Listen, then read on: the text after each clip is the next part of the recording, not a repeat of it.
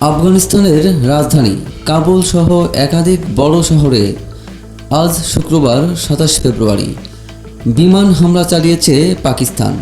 কয়েক মাসের পাল্টাপাল্টি সংঘর্ষের পর পাকিস্তানের প্রতিরক্ষামন্ত্রী খাজা মোহাম্মদ আসিফ প্রতিবেশী দেশটির সঙ্গে খোলা যুদ্ধ শুরু হয়েছে বলে ঘোষণা দিয়েছেন।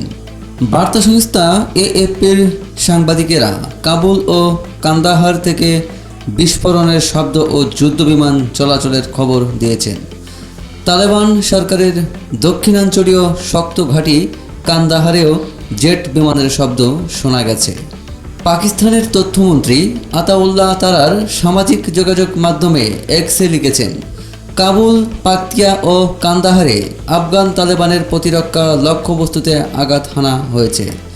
প্রতিরক্ষামন্ত্রী খাজা আসিফ একে সর্বাত্মক মুখোমুখি সংঘর্ষ হিসেবে উল্লেখ করে বলেন, আমাদের ধৈর্যের সীমা শেষ, এখন আমাদের মধ্যে খোলা যুদ্ধ চলছে। পাকিস্তানের প্রধানমন্ত্রী শেহবাজ শরীফ বলেন, দেশের সশস্ত্র বাহিনী যে কোনো আগ্রাসী উচ্চাকাঙ্ক্ষ গুড়িয়ে দেওয়ার পূর্ণ সক্ষমতা রাখে। ইসলামাবাদের দাবি, বৃহস্পতিবার রাতে আফগান বাহিনী পাকিস্তানি সীমান্তরক্ষীদের ওপর হামলা চালায়।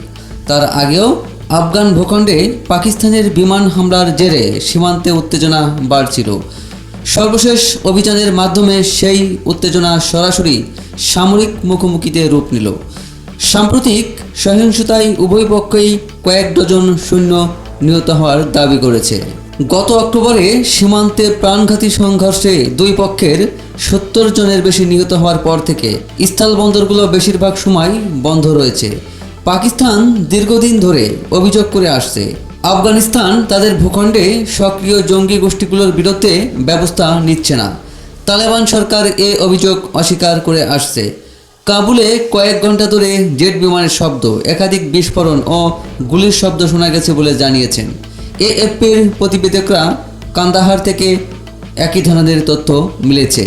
তালেবান সরকারের মুখপাত্র জাবিউল্লাহ মুজাহিদ পাকিস্তানের বিমান হামলার কথা নিশ্চিত করেছেন, তবে তার দাবি এতে কোনো হতাহতের ঘটনা ঘটেনি।